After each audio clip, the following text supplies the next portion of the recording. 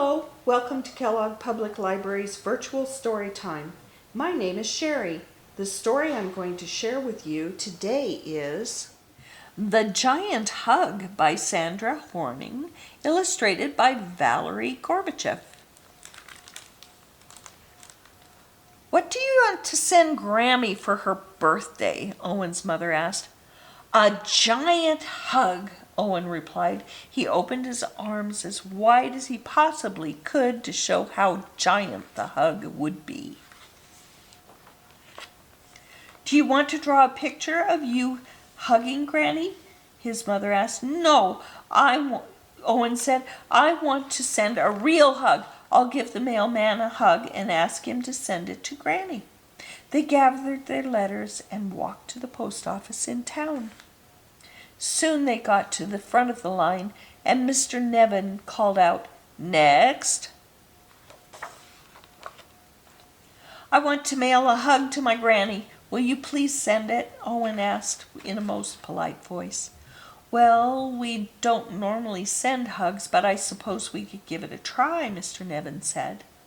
Owen's mother wrote down Granny's address for Mr. Nevin.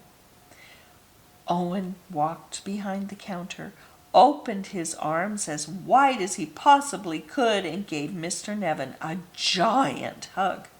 Please make the hug just as giant when you pass it to the mailman, Owen said. Oh, I won't see the mailman who delivers it to your Granny. I give the mail to Mrs. Porter, who sorts it and puts it on a truck to the big city. After that, it's put on a plane and flown across the country, Mr. Nevin said. Well, you will have to hug Miss Porter then, Owen said as Mr. Nevin carried the mail to Miss Porter. Mr. Nevin looked down awkwardly at Miss Porter as he handed her the mail and the address of Owen's Granny. He blushed and mumbled, and, here's the hug. Mr. Nevin opened his arms as wide as he possibly could and gave Miss Porter a giant hug. Miss Porter smiled as she sorted the mail. Just then the driver came to collect the mail bound for the big city. As the driver lifted the last heavy bag of mail, Miss Porter said, Leroy, one more thing. Someone is sending a hug to his Granny. Here is the address, and here is the hug. Miss Porter opened her arms as wide as she possibly could and gave Leroy a giant hug. Leroy laughed and said, Now that's a piece of mail you don't see too often.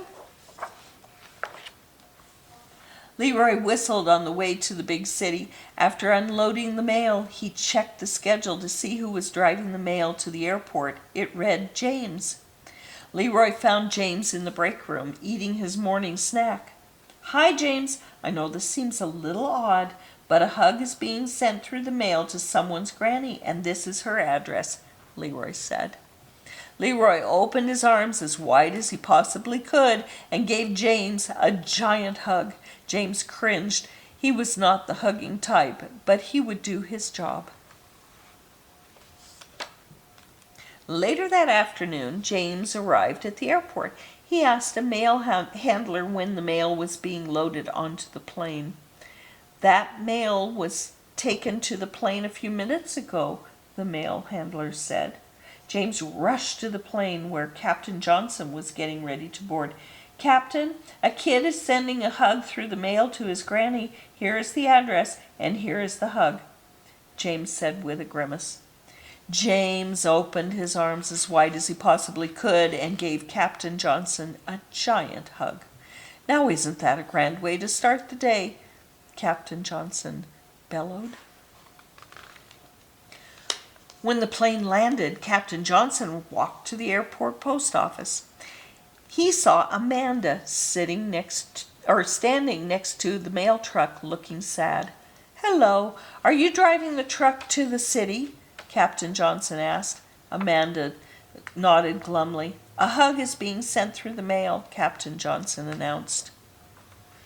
Captain Johnson opened his arms as wide as possibly could and gave Amanda a giant hug. Amanda brightened and said, Thank you. She bobbed her head to the music as she drove. After unloading the mail, Amanda went to find Chad, the driver taking the mail to Granny's town. Chad, a hug is being sent through the mail. Here is the address. And, well, here is the hug, Amanda said as her face turned red.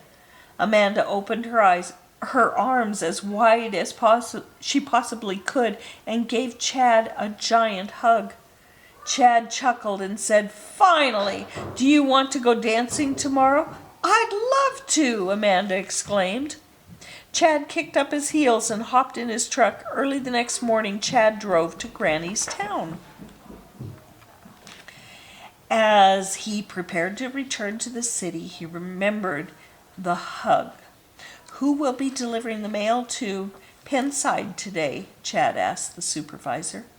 "Shelley, but she's not here yet," Ms. Greenberg replied as she adjusted her glasses. "Please pass this along to her," Chad said. Chad opened his arms as wide as he possibly could and gave Ms. Greenberg a giant hug. Ms. Greenberg gasped with surprise, and her glasses tilted to the side. "Shelley, I need a word with you," Ms. Greenberg called when Shelley arrived. "A hug is being sent through the mail to a boy's granny, and you are the mail woman delivering it," Ms. Greenberg said. Ms. Greenberg opened her arms as wide as she possibly could and gave Shelley a giant hug. "Granny will be delighted," Shelley exclaimed. Shelley stopped to smell the flowers as she delivered mail from door to door. She saw Granny gardening in the yard. "Ms. Lewis, I have a special delivery for you," Shelley said. "Your grandson has sent you a hug."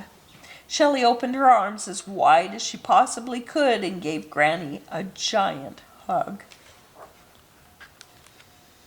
Granny grinned and said, "That's the most wonderful piece of mail I have ever received. You sent that grandson of mine a big kiss." Granny puckered up her lips and gave Shelley a big wet kiss on the cheek. "Oh, and there's Owen.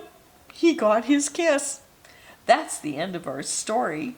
Thank you for listening.